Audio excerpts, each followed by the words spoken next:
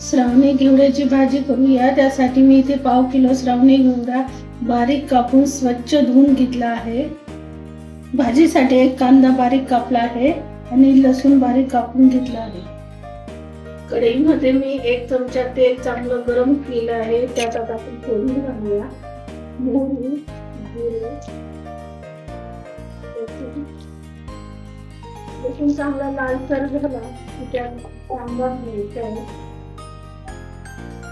थोडा हिंग, कांदा घालूया.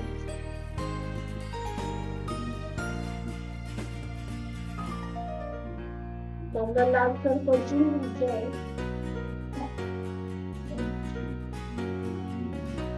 कांदा छान लाल झाला आहे. आता आपण त्यात तिखट घालूया.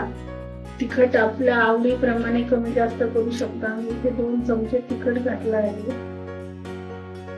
धना पावडर 2 चमचे, हे मसाले तेलात चांगले परतून घ्यायचे. आपण त्यात श्रावणी घेवडा घालूया.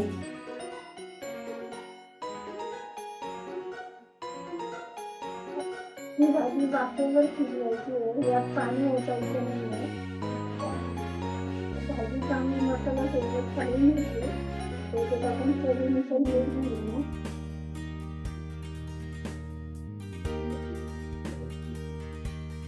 आपण ही झाकण ठेवून शिजवून घेऊया.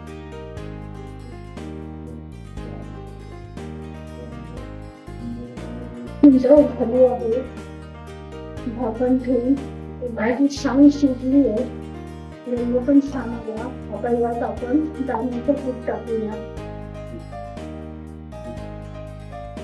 2-3 चमचे भाजीप्रमाणे कूट टाकायचे आहे.